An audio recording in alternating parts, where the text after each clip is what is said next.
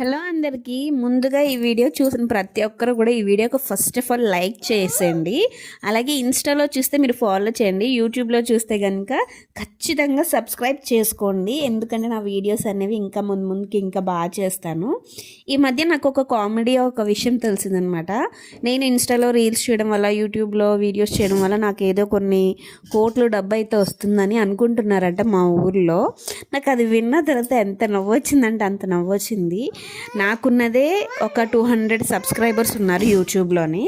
అలాగే నేను చేసిన తక్కువ వీడియోస్కి నాకు వేలల్లో డబ్బులు వచ్చేస్తున్నాయని, ఎంతో సంపాదిస్తున్నానని అనుకుంటున్నారంట.